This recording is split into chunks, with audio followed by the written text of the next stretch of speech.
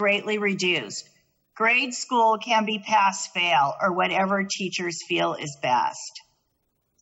The next comment is from Stuart Criley, which he's already put one comment in, but let's see if this is a repeat.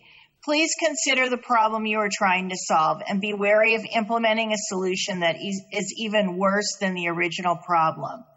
For students who have every intention of applying to college, moving to any form of pass-fail grading system, whether across the board, opt-in, or some other innovation, will place an asterisk on every student transcript for the next 4 years.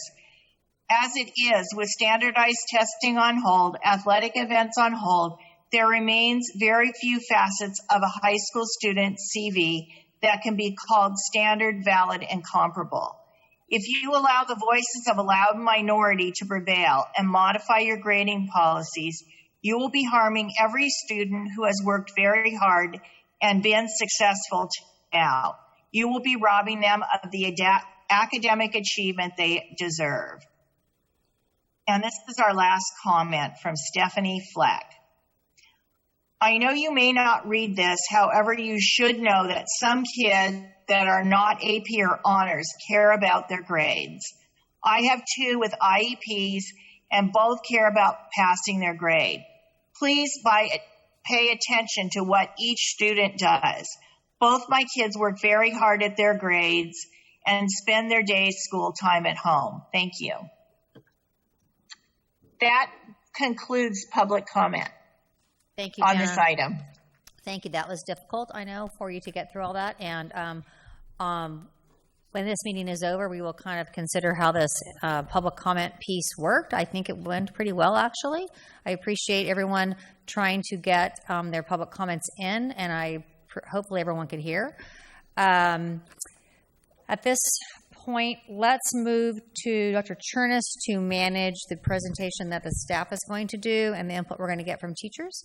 So go ahead, Dr. Chernis. Great. Thank you, President Reed, members of the school board, cabinet, community. I really appreciate the input on this issue. And I know there's a lot of feelings. I consistently see people on the Hill have strong opinions on everything, and this is important to a lot of people. I do understand and can feel for students in extraordinary situations right now that have hardships. And so it may, in many cases, be difficult for some children regarding their classes and their grades. And so I think we will tonight get to a point where we talk about accommodations. But that being said, we have so many students in this community that work so hard, and our teachers work so hard to meet the challenge that we will continue to recommend letter grades for all of our students.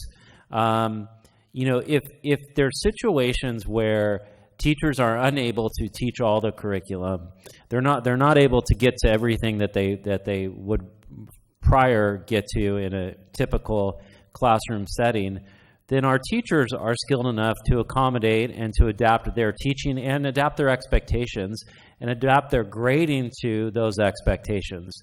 So I have full confidence in our staff. I think it's important to continue to issue grades for our kids.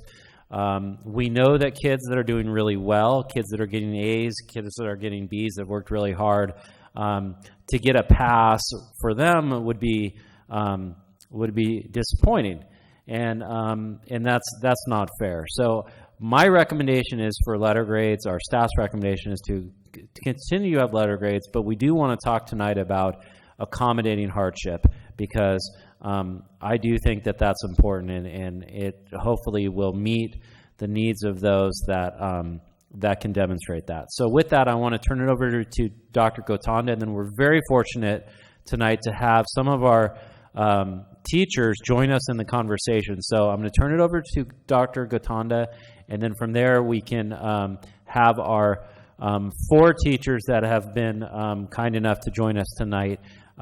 They can speak to the issue. And then after that, then we'll turn it over to the school board. Great. Thank you, Dr. Charnas. Thank you, members of the board and community. So I just want to give a little context in terms of what work has been done to get to this point. On April 1st, the California Department of Education released some guidance for local educational agencies to determine what grading would look like. From there, I took it upon myself to meet with our secondary principals and then met with department leads from each of our high schools separately, and then brought them all together after they had talked to their department level colleagues to kind of determine where their staff were at. Additionally, I met with all of the intermediate school leads separately and then brought them all together so we could talk about kind of where everybody was. And simultaneously, our Teachers Association was actually conducting a survey. And from there, we met together so we could collaborate on this matter. And I really want to thank everyone for all of their input. We did get a lot of input from the community and our teachers and our staff. So we do appreciate all of the input that we got.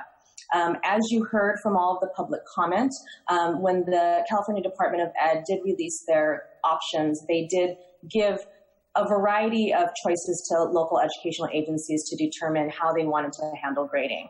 So I will reiterate those before I hand it over to our association so that way everybody understands what we're working with. So one of them is to continue grading as normal. And that would be to continue our letter grades at our 6 through 12 schools. And then for our elementary schools, they are standards-based. Another option is to do what many are calling no harm grading or a floor grade. And that would mean that students would not be able to get a grade lower than they had at the time of closure, but they would have the opportunity to raise their grade. And then the other option would be to do a pass-fail grade. The California Department of Education also has an option for kids to, drop out of classes, which we don't want kids to drop classes, in addition to incompletes. And incompletes for us have always been students have extended time to work on making up the work for their grades, and then it allows them to get an F if they do not actually complete all of that work. Incompletes, if students do not actually change that grade and they get an F, they don't get credit. So, in doing all of this work, I think all of us are coming from a place of ensuring that we are supporting students as best as possible. We want to make sure that from the educational services side, we're trying to support teachers as they transition as much as possible through professional development. And so, this has been a really difficult time for everyone, but I think that we've been trying to work together to kind of come up with what the best support mechanism would be for all of our students during this time. So with that, I'm going to pass it over to our PVFA president, Cece Layback. Okay. Hi. Can you hear me okay? I switched to my headphones.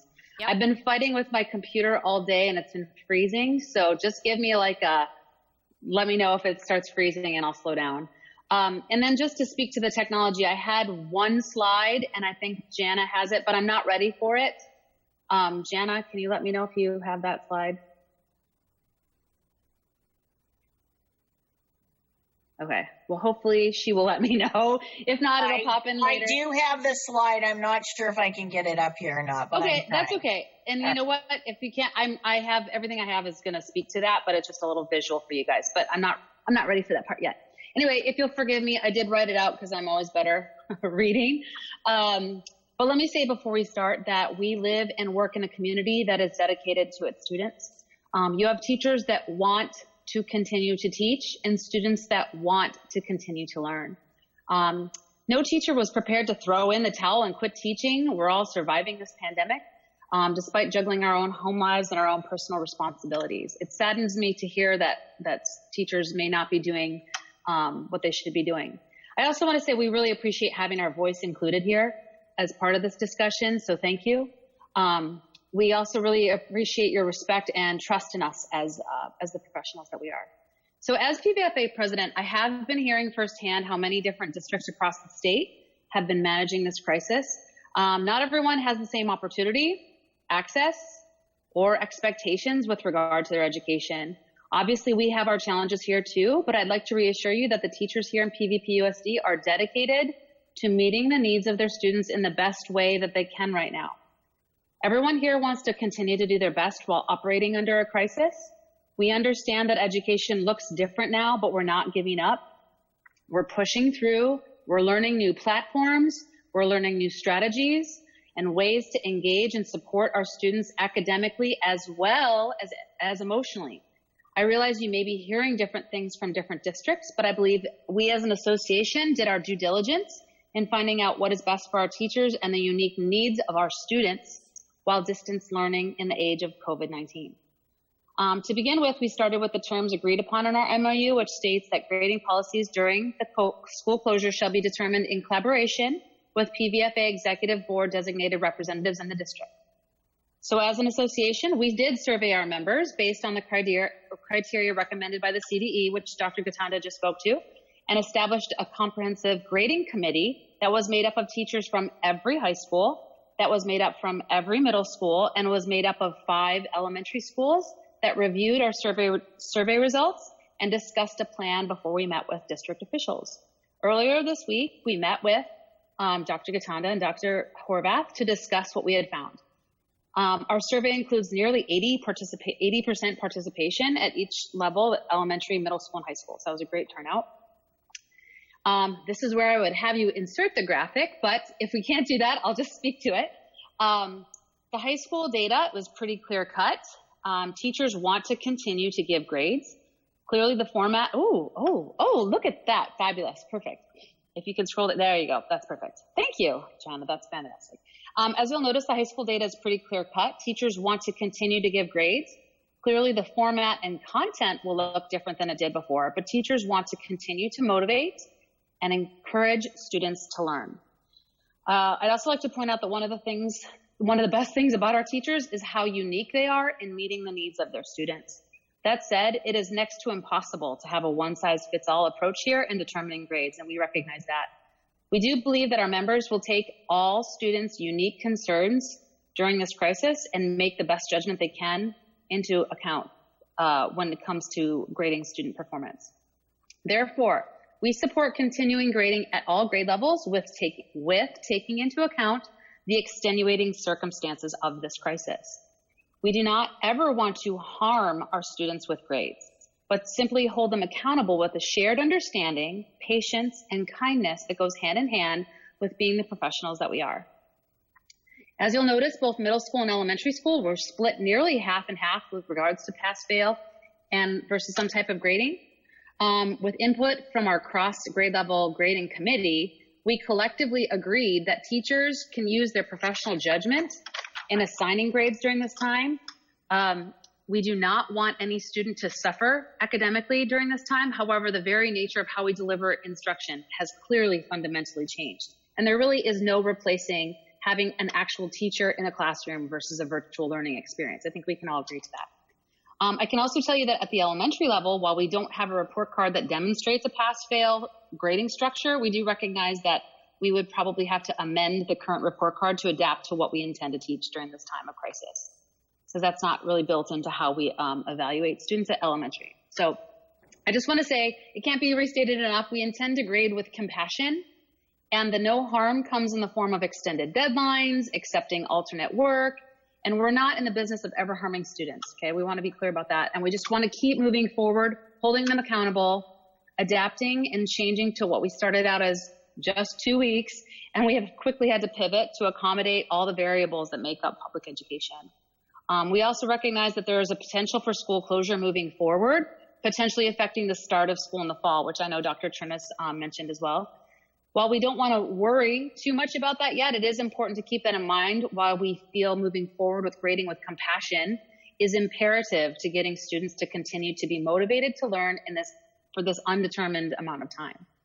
I also have with me Allison Claby from PV High, Tim Coleman from Peninsula, and Ann Keller from Mira Lest. And we're representing all 3 levels as far as elementary, middle school, and high school. And we would love to speak to you if you have any questions and our personal experience, because between the 4 of us, we have had many different discussions through our own school with district officials and being part of the grading committee. So we welcome any questions you have and really appreciate the chance to have this discussion. Great, thank you so much. Let me start by asking any of the 3 teachers that are here outside of CC if they want to say anything just as a comment to begin before we ask questions and before we ask you guys questions? Nothing? Okay. So let me go back for 1 second here to public comment. So I thought we did a pretty good job. We had a few that seemed like they got cut off and then we continued. I don't know if Jana, while we're speaking, if you can look back at the comments. I know that, I forget the person's name. Let me look. So Dawn Murdoch's got cut off and we finished her comment. And then I thought Philip, let's see. I thought we read the rest of his. No, Richard Criley. He started and then you stopped and then you read another one. I thought that was the end of the same comment. So the one that I think those were two different people. Richard being the student and Stuart being his dad. So one was from Richard, one from Stuart. Okay, I wasn't sure. Okay. And then there was another comment from Sylvia Messia, and I thought that was one that we'd already said. But if it was a continuation of her first one, her original comment, let's go ahead and have that. I'm not going to ask you to do it right this second. You can look at it. It wasn't my intention to censor anyone's comments. We were just trying to make the best sense out of what we're trying to manage here. So, Jana, you can let me know that in a few minutes. Okay. All right. Okay, thank you. All right, so now I know we've all received a lot of comments before tonight and now. So let me start, I suppose, by saying that we know our staff has suggested the letter grades. The survey that PVPA did, I think, is actually super helpful in knowing where the teachers stand. I appreciate that. I certainly have my personal comments that I want to share. I think we all can agree that we don't want to do anything that it negatively impacts kids and students. We actually don't have a sense of what any individual person's going through because many people are going through things that are very personal that perhaps they're not sharing. And I certainly don't want to do anything that would negatively impact a child in the future. That is certainly not the purpose. And we're not at the end of this, right? So we're in the middle. It's not over. We don't know when it's going to end. And from my perspective, things are getting harder for lots of people. They're not getting easier. It might be easier to understand how to teach remotely. Maybe that's getting easier for teachers. I don't know. But I think every individual, whether you're a teacher or you're a student, is having a tougher time. And I think we need to acknowledge that length is not making this better. For most of us, it's actually not making it better at all. So I will keep my comments for the end, and if they get covered by my colleagues, then I can skip them. I certainly want to make sure if our student board members, I think they've left us, but if they were still here, I wanted to make sure they had any, if they wanted to provide any. They sent me their comments because they did have to leave and they didn't want to bother you, and I'm happy to share those if you'd like. That would be great. So Linda, if you can go ahead and want me to read those to you? Yeah, that would be a great start because I actually think that's one of the great benefits of having them here. And this is a long meeting, so please go ahead and read their comments. Okay. So this is from Siraj. He says, after talking to a number of students and conducting a social media survey, most students who had an opinion preferred a policy of no harm grading. This would allow leniency, reduce stress, and retain motivation in the hope that students already possessing high grades were conjectured to be self-motivated. However, if this system were to be adopted, students wished that there be some sort of guideline as to enough assignments to aid students' grades. So in other words, I think he's saying he wants there to be enough assignments to count. I tried to keep it brief because I know there's been a lot of input. And then Lucy says, let's see here. She says, I think there is a lot of value in earning grades at the end of the semester. Not only is it significant in the college admissions process, but many students have worked hard to earn an A, and their grades should reflect that. Additionally, some seniors that plan on taking a gap year or transferring after 1 year will need high school grades to boost their applications. Although the pass-fail system is especially enticing to seniors, I think that students' grades should reflect their effort. However, the quality of our online learning is not the same as in-class instruction. which makes it difficult to grade with the same standards. It is difficult to put into words, but even with teachers that go above and beyond to provide ample instruction online, the quality of instruction doesn't come close to our prior instruction. I think that it would be a good idea to adopt the no harm policy so that students that want to raise their grades are able to, but they aren't penalized for being unable to perform the same under vastly different circumstances. Alternatively, many colleges are allowing students to decide whether they would like to accept their letter grades or if they would rather have pass-fail on their transcript. I'm not sure how that would work, but it may be a better option for students that want to show their good grades.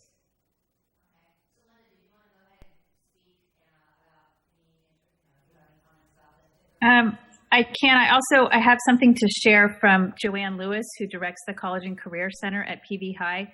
I had originally asked, Suzanne asked you and Alex if you could bring her and perhaps one of the counselors from Peninsula on so that we could hear from them.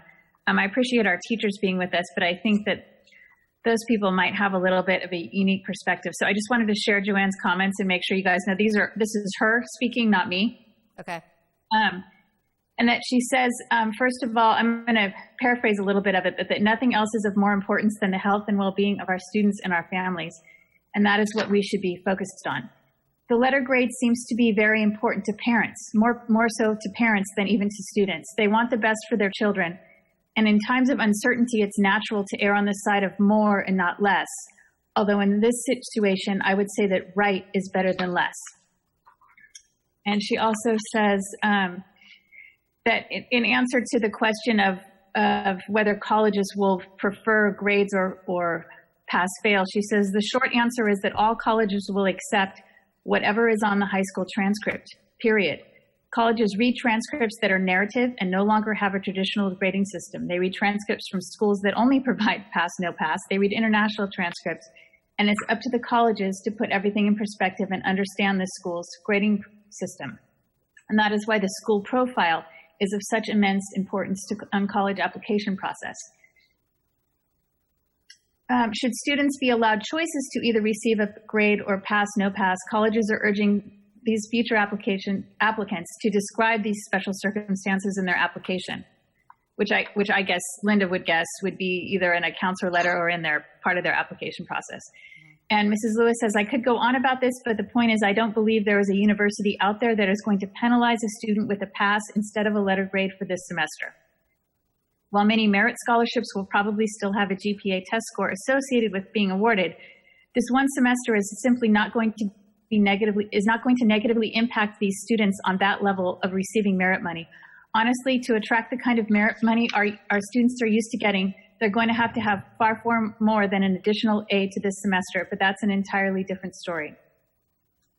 And she concludes by saying, I truly believe that admissions offices will respect whatever decision is made by a student, their school, or their district during this chaotic and disruptive time, and they'll be able to put it into perspective during the application and admissions process. I just wonder if anyone has asked the students how they feel about this issue, considering our theme this year is putting kids first.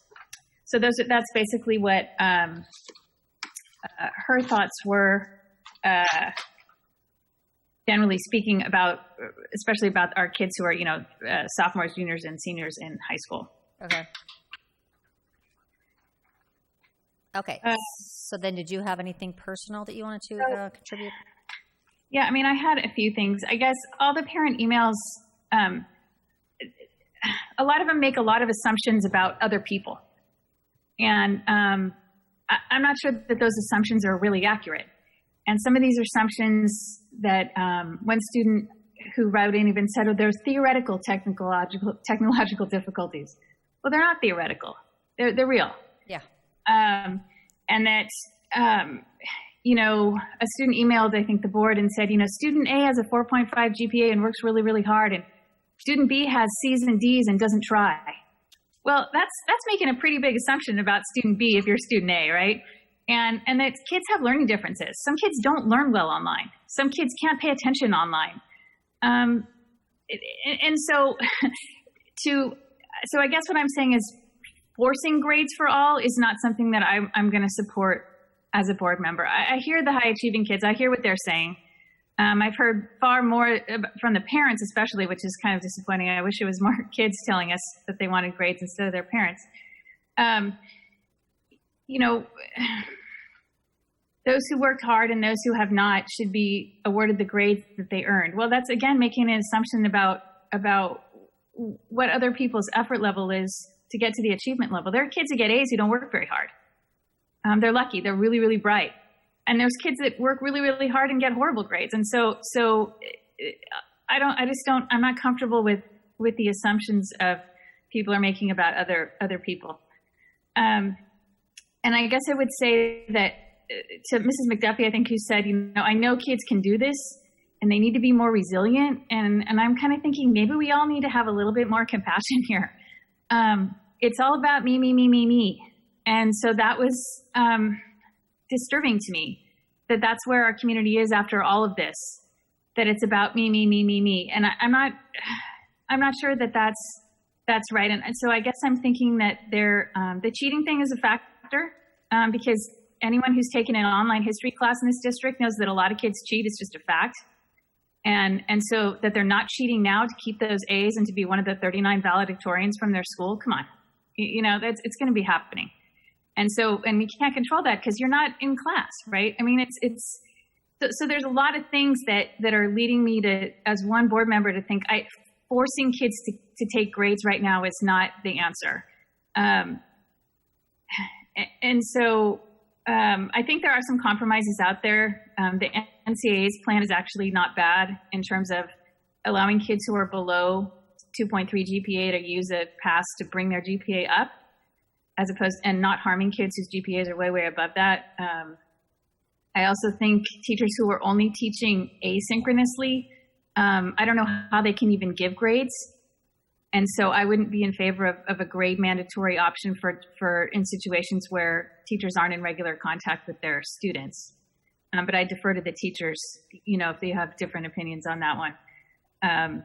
So that's kind of where I am. I'm curious to see what my colleagues think. I think there's a compromise out there. The no harm thing would be okay in theory if you knew it was going to happen in March, but you didn't. And so like the one lady said, mom said, you might not have been enough in a place to even improve enough in March. So let's see where everyone is. I'm hoping there's a compromise out there that can help everybody. And to our seniors, I would just say that these grades might end up really counting for you because a lot of kids are not going to be in the same place that they thought they were going to be, perhaps, in a year from now. So don't toss those situations away on either side. Right. Thank you. Everyone else, tell me what you think. Okay, great. Linda, that's great. I do think that we should, so two things. We don't know how long this is going to last. We don't know what's going to happen in the fall. We don't know what changes people are making because of financial situations and others that are impacting people today that they actually did not even think about in January and February. So I think that's a very real consideration for all of our students. Lindsay, let me take a step back. Okay, so it's my understanding that tonight we will have this conversation that we know what the staff has suggested, that we keep the grades, that we assume we will need to pass or do something that changes our current grading system because otherwise we would be using what we normally would use in a different environment. So that tonight we're going to give you input that would create an opportunity to create maybe a resolution that we would come back and pass that would say we are in favor of doing grading that looks like whatever it's going to come up with. Is that what we're that's what I thought we were trying to do, but honestly, not having these in-person meetings is hard for me, and I'm, just trying to make sure that I'm on the right track with everyone here. Correct. If after speaking with legal counsel and looking at all of our guidance that we're getting, if we were to keep grading the same and support PVFA's recommendation, I did want to kind of add in that there is going to still be the option for kids who have extenuating circumstances. So we do have some alternative grading options in there. If we were to keep grading the same, it would still fall under board policy and AR 5121, which is grades evaluation of a student. So we would not have to make any changes if we were to keep it the same. Should we make any changes to our grading during closure, if we were to entertain something like a pass, no pass, choice, or any iteration of the California Department of Education's guidance, then we would have to bring a resolution back that would allow the board to essentially amend or allow us to have a structure for grading that is different than 5121. So, Lindsay, does the current policy provide for accommodations? It does. So while it doesn't have anything like a no harm policy or floor grade in there, there are alternative grades that allow the superintendent or designee, which would be, myself or an administrator at a site, to entertain an alternative grade for a student should they have some sort of need for an accommodation or something that has happened during the closure. Okay, but we have 11,000 students, and I think it would be a lot to say that we're going to go through some process that every single child has to prove that they have some need for accommodation. That would seem... Yeah, I'm not talking about needs for accommodation. Yeah. That's not what I'm talking about. Okay. I'm talking about giving kids the option. Right, and that's kind of where I was thinking too, honestly, is that we have a form and it fills it out and you say, I want a grade or I don't want a grade, and that we, kind of move more in that direction. So I have been lucky that I know most of us receive a lot of the same emails. I honestly feel like I've received more than everybody else on the board. Maybe it's not true, but I have had some really interesting emails from parents who work in higher ed who have shared their policies on what they're doing for their students, and it's been very helpful to see really kind of all different types of ideas and what universities are trying to do to help students get through this time. So let me just go what I see on the screen. So thank you, Lindsay, for clarifying. Now let me go to Megan then, who's right below Linda on my screen, and see what does she want to add. What do you want to add, Megan? Yeah, before I say anything, well, we have some teachers here, so are we able to have them put in any personal comments before we continue with our thoughts? Sure. I mean, they can talk. Any teacher that wants to speak at any time, just speak up. Don't, unmute, raise your hand, whatever you want to do. Hop in. So, yeah, I'd like to jump in, and then I'll go, and then the rest of us can go. Okay. I can go pretty quickly. I think it is, it's a pretty major concern on high school campuses, I think, in some ways more so than elementary or middle school, although it matters all the way across. I have talked to my students to Linda's point. I did ask. Most of my students were in favor. I have both honors English classes and regular English classes. So the majority, 78% of the high school teachers are in favor of some form of grades. And most of those are in favor of keeping things the way they are. And back to Cece's point, with compassion and understanding.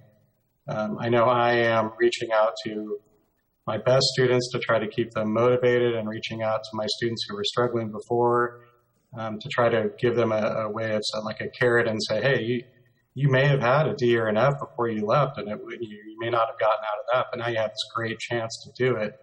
And I've really been pulling for those kids. I want them to all do a lot better, and I'm piling points on for the second semester, like double what I was giving in the third quarter for the fourth quarter, because I really want students to have opportunities to improve grades, and I think they need something to do. So our concern at the high schools was that if we went with a no harm system, which said your grade couldn't fall below, we would be worried that a lot of kids would drop out at the top, sort of lose focus. And I think I have a daughter at home who's doing school at home too. I would hate for her to suddenly think like, oh, nothing I do for the rest of the semester matters. I don't know that all of our kids would do it for the right reasons. I don't know that I would do it for the right reasons if I were in their shoes, So, and I do have a lot of material in English, and I know a lot of other teachers have a lot of material that we want to cover. And while we may not be doing the same things, we're getting to do things that we didn't get to do in class because we have more time. So I have a 10-page paper for English 3 honors. I gave them 4 weeks to get it done, collected a draft, read the whole draft, responded to that before I collected the final paper, which I think is going to result in higher grades. So going forward into next year, I think it is possible that we go into next year either having a delayed school year or we start and then go out again. It would be nice, I think, for consistency's sake, if we had a policy that effectively stayed the same through that transition, because we have to prepare for that. And I think it helps to prepare our kids for that. Besides which, if we came in September and let's say, there was an outbreak and we left in mid-October, how would a no harm grade work under those circumstances? What if a kid was only turned in 2 assignments? Right. Or missed 2 assignments, the first 2 assignments of the semester, it would be very difficult to navigate that coming out of that. So I do think that most teachers are mindful that students are very stressed out. We're very stressed out, right? So I think most of us can just understand that we've got, during this meeting tonight, my household was on 3 different Zoom meetings, right? And there's only 3 of us here, right? So thank God for bandwidth, right? But we are trying to do what's right for students, and we will continue to do that. Okay. That's all I have. Thank you so much. Did anybody else want to add anything, Anne or Allison? Sure, I'll chime in. So Ann Keller, West, I teach middle school. I just want to advocate for the kids who are struggling. At the middle school, I think it's shocking how few kids really are that technologically savvy. You would be surprised, at least at West too, kids who had to pick up devices because they didn't have devices at home. This is a really challenging time for them. So I just want to point that out. But everything I've done, all of my decisions have been, compassion, flexibility, their mental health, their well-being is guiding my decision making. And I think you are, trusting us, hopefully. I mean, that's kind of what they look at. You're putting your trust in us to know that we would make a grade that was fair.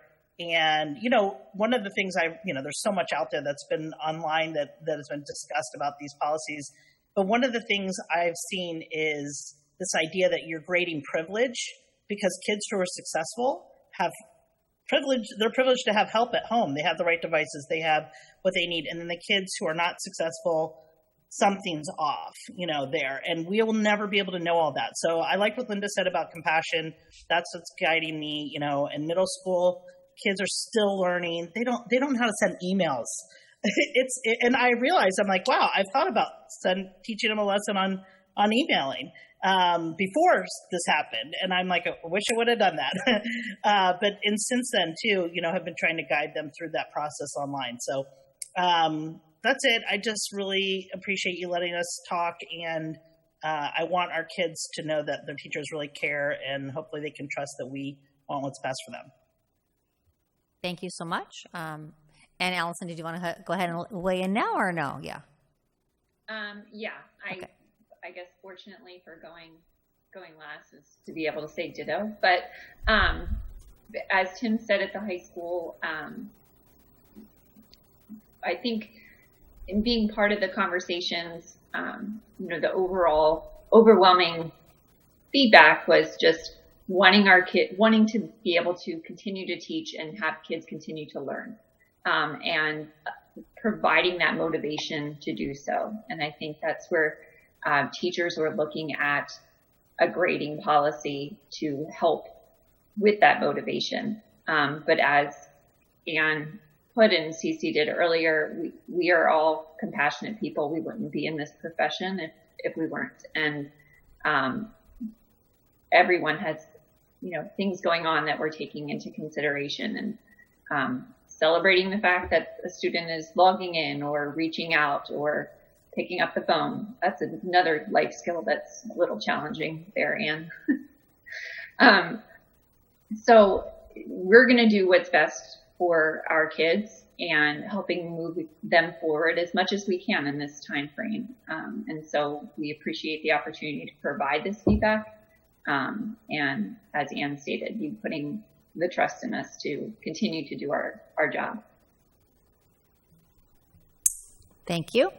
So Megan, I started with you and then we deviated. So did you want to say anything now, or did you want to contribute later? Yeah, sure. I think that there's no right answer, and it's hard because I see all sides of everything.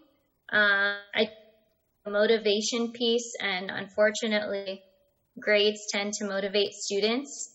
Although we hope that students have intrinsic motivation, doesn't happen. So how can we incentivize them to continue learning? And sometimes that's through grading, unfortunately. And that kind of goes along with the whole pass-fail discussion too.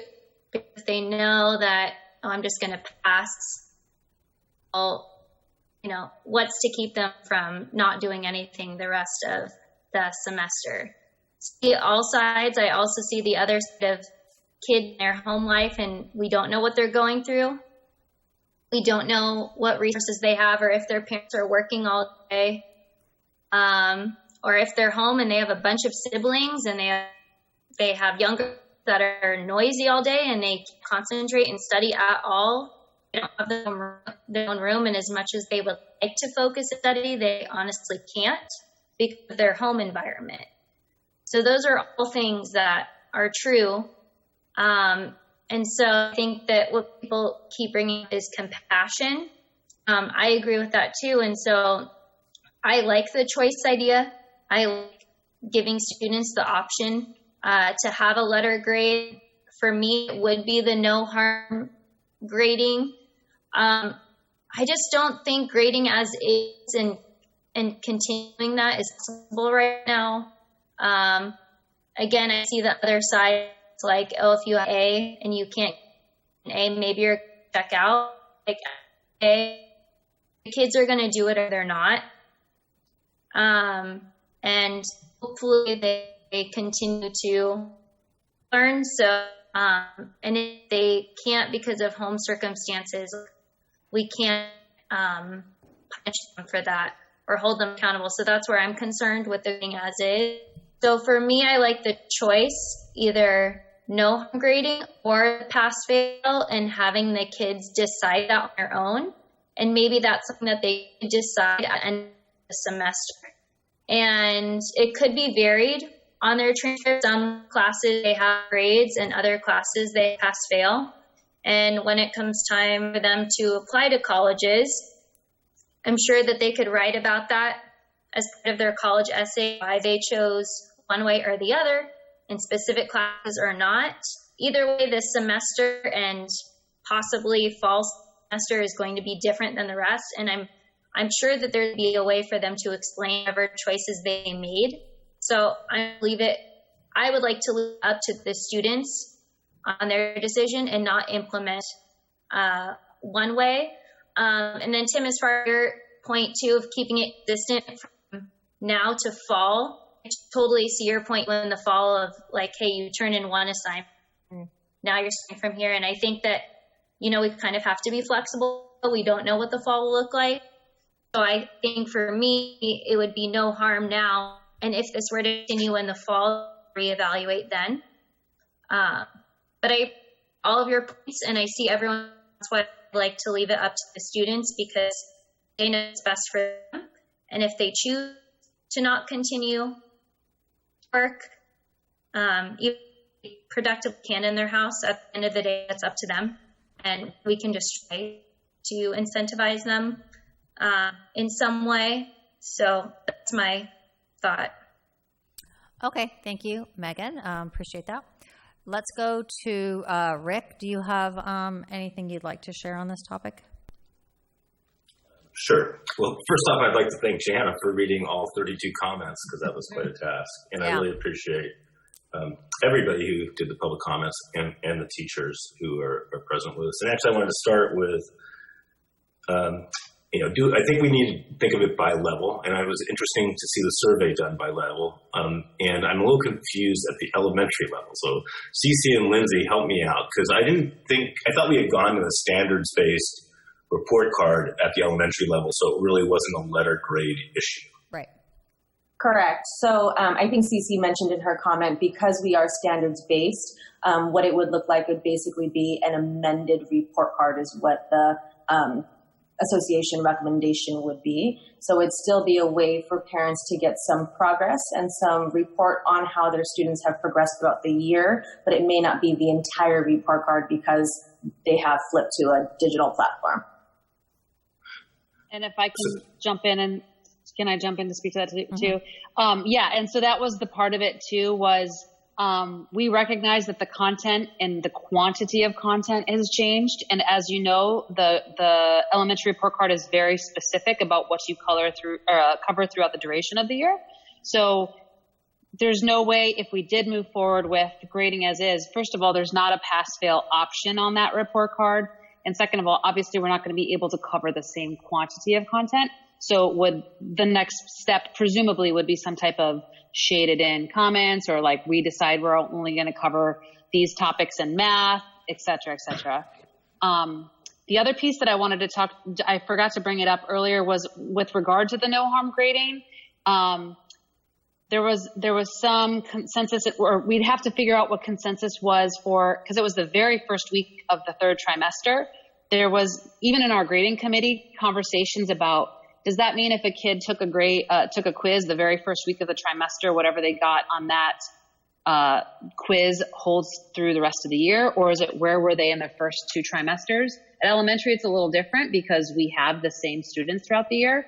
But I know in middle school, being on trimesters, it changes things. And that was a point of, I'm not going to say contention, but just like discussion of like, what would that look like if we did something that was a no harm? How, like, where's the cutoff, and can we accurately assess a student that's been in school for 1 week through the trimester? So I just want to bring that up. Okay.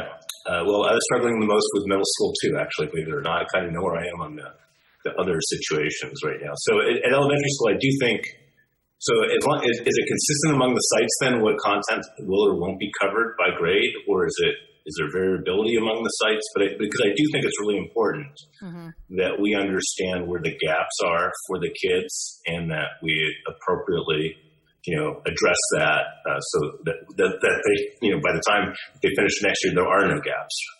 And I'm hoping that there's minimal gaps at the end of this year. So I think it's important that we maintain that standards-based grading and keep the scale essentially the same, because we need to know where the kids are to make sure that we address their learning needs. Otherwise, they'll be penalized for years essentially in their education. Rick, just to speak to that really quickly, sorry. We actually have we're planning some grade level meetings next week that our instructional coach, Stacey Dunn, is going to be working through so that she can align all of the elementaries at the different levels, because we do realize that alignment at this time is good, and that we want to ensure that amongst the grade levels vertically, third grade knows where they end, fourth grade knows where they end, so next year they can pick up where they are ending. So we do have that as a plan. Okay, which has been great, because that's been in place throughout the year. We've been working on that throughout the year. So this would just kind of fine tune that even more, just to echo. Okay. And also the feedback I've gotten is that the elementary sites is where we kind of have the most consistent amount of engagement across the district, with the exception of one site. So, to the people, the ones that are engaged, the 90%, that's great. And really appreciate that. Let me skip middle school, Ann, because I don't know the answer for you yet. But now at high school, I would tell you that I've had the most input there. I've also spoken to college admissions officers and gotten their input, because I know that that's one of the driving questions that a lot of our high school families have. And Joanne Lewis's input's right on, right? Which is that regardless of what we do, there is going to be an asterisk for this semester for all their applicants, because so many districts across the country are changing policies, and so many families have differing ways that they've been affected, that there's just going to be a different way that they're evaluated. But, college admissions are more than one semester's worth of grades. And there are, a variety of factors, as all of us have gone through the process, that determines whether your kid gets accepted or not. And some of them you'll never know, and some appear to be completely random. And it will be a challenge, especially for the larger state universities that have a more quantitative process, focused on GPAs and test scores and how they adapt in admissions over the next 3 years. That said, I think that the vast majority of feedback that I've gotten is that not only the teachers want to keep it, but the kids actually do want to keep letter grades as well. Because a lot of them feel that otherwise they would have locked in and they wasted work, or that, other people are going to, check out if it's no harm. I'm not really a big fan of no harm, but I do recognize that not all our families are in the same position. A lot of kids, are trying to raise their GPAs, and they are, feel like they should be rewarded with a grade. And that's kind of for better or worse, that's kind of the culture that's been instilled in American K through 12 education, that grades matter, right? And that you should strive to achieve good grades. And so I don't want to penalize those kids either. So where I've kind of come out on the issue and would be advocating is that we stick with letter grades, and that the kind of accommodations that we offer are not what our system is now, but essentially that any student could petition, I'd say prior to May 11th, which is when AP testing starts, that they could petition the principal to have their entire semester shifted to pass-fail, but not individual course selection. Because I think that individual course selection will be, I'll just drop my C's to passes regardless of, what I'm doing in the class, why that occurred. And that we should really be focusing on kids shifting to pass-fail because they have something in their environment, that they don't have the technology to access it. They have a family member that's unwell. They're unwell. Something that has really affected their ability to learn. That's different than what has affected the vast majority of kids in their class, or the majority of kids in their class. And I do think, that one of the points that Richard Criley mentioned, who's a student at PV, is that, we're hypothesizing about how many kids are affected. I don't think we have good data on how many kids have been affected by the crisis, either from a health standpoint, an economic standpoint, or a technological standpoint, but there are certainly kids that are affected. And so I do think that, providing that option of pass-fail by petition, I'd say the principal would be the one who would adjudicate that at the two high schools, would be an appropriate accommodation. At middle school, I'm kind of leaning towards keeping the grading system, but I notice the teachers are split, 52-48, so it's kind of, 6 of one, half dozen of another. And I think that the reason that I'm leaning towards that is just that's a better way to get the middle school kids ready for high school, where the grades really are significant. Whereas in middle school, it's certainly not, the end of anybody's, academic career if they get a C in a class in middle school. And it's, but it is important that they recognize the reality of grades before they get to high school. And so I'm more in favor of keeping, grades at the middle school level. So that's kind of where I've come out. And I really do appreciate everybody in the community providing their input, because it's one issue every year where we get a ton of feedback, and this was the issue this year. Right. Thanks, Rick. Lindsay, sorry, quick question. In regards to the no harm grading, is there something that we could implement to say that teachers would need to provide so many assignments to be able to increase their grade? Like, how can we ensure that kids have an adequate opportunity to increase? So I think that would be up to the individual teachers to do that. I don't think there's a way that we could say you have to provide at least 400 points or whatever it might be. I did talk to legal counsel about whether or not, a student could petition if they feel like they did not have the opportunity. So one of the things that we do need to keep at the forefront is the ability for a student to challenge their record, or for a parent to challenge the grade. That has been guidance from our county very clearly. But I don't necessarily recommend a change in our policy, because we already have a policy in place that has that process. So I don't necessarily know, Ms. Crawford, if there's a way that we can say X amount of points or X amount of assignments, just because all of the teachers have different grading scales and different percentages and weights, unfortunately. So sorry, I don't have a good answer for that one. Okay, Matt, we're going to let you go next, but I want to mention that what we could do in that case, I think, is if a teacher generally has, I'm just going to say 200 points quarter, let's say it's high school, that they make sure they have at least 200 points, in the fourth quarter, so that kids would have had at least that many points of opportunity. So I don't know if that, if every quarter is exactly equal, right? But we do want to have, I did get a lot of comments from students saying, listen, we're not being asked to do very much, so everything I do is so critical. And that is, producing a ton of anxiety for kids. So, all right, Matt, go ahead and share with us now. And then what I want to do is after Matt speaks, I'll speak for a couple minutes. And then maybe the teachers who are on with us, Tim and Allison and Ann and Cece, if you want to come back and say anything at the end before we kind of have our final, like what we're going to do next steps, that'd be great. All right, Matt. Thank you. Thank you, everybody, for your comments and for being here tonight. And I actually kind of want to start mine off with a question. And, what is the purpose of grading?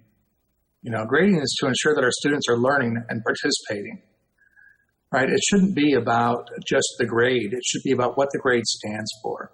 It means that you have mastered the subject that you've been asked to master and what your level is at that. And I think it's important to keep that in mind. I have a son who's a junior in high school, right? So grades are extremely important right now. At the same time, just giving grades, the no harm policy, I cannot support the no harm policy as it stands, right? Where your grade cannot go lower than what you had when this all started. That leaves too much room for students to, have an A or a B, or they were happy, they got lucky to just, drop out and disconnect. I would like to see grading, the continuation of letter grading with compassion. And perhaps we do it in a way where, no student can receive below a C on any work that is turned in. If they don't turn in the work, they can get an F, right? But if they've turned the work in by the end of the year, they can get a C. And that way we've accommodated every student so they all have an opportunity. If you have an A, you can work to keep your A. If you, if you were failing at the beginning, you can still work your way up. But it's important, and, echoes kind of Rick's comments and Megan's, right? It's like we need a rubric. Students need a rubric to say, this is what's expected of you for the remainder of this year. It's very difficult to go out to a student, especially if, it is decided to offer a choice with pass fail. And Rick, I would actually suggest that you move that deadline up. So as soon as the rubric went out, students would have to decide if they were going to go pass fail. I think that pass fail takes away, I think it takes away a huge part of learning. When you're doing just enough to get by, or you're not receiving the full feedback, or you're not as vested in what you're not getting the feedback, right? And to throw it to teachers solely to do this, as I've said before, we have a lot of great teachers here, but we have some teachers, right, who they're not even reaching out to their students, and what happens in those situations, right, where they're not teaching. How are those students impacted? So I'm still slightly undecided. I'm leaning much more towards letter grading with compassion. My daughter had a test today, and she couldn't attend it during the scheduled time. She reached out to her teacher, and her teacher was like, yes, just take it, at this time. And it worked out. But it's that kind of compassion, it's that kind of understanding of circumstances that, we should be able to rely on our teachers to have. And I think that we can for the most part. I always worry about those that aren't in the most part. Sometimes, not every teacher, and you can hate me for saying it, but not every teacher in our district always has the student's best interest in heart. I think the vast majority of them do, but not everyone does. And I worry about those students who have a teacher who doesn't care. And that's why I want to protect them. And I'm sure, like I said, that I'll take some heat for that. Elementary schools, I would love to see standards-based, again, with a rubric saying these are the standards that we expect our students to know, right? We realize we can't cover every single standard. These are the most important standards that we need our students to master. But I'd also like to see a formation-based kicker on there as well, right? So, or where you look at the cumulative work and say, okay, this is where they are in their standards, but this is where they are in their effort. This is where they are, in general. They might not hit all these standards, but this is where they are. Middle schools, I agree with Rick. I think we keep those grading still with compassion. Even 8th graders, 7th graders freak out. They're worried about their grades. Everything has to be done with compassion. Everything has to be done with the understanding that what we're trying to do here is educate, and we're trying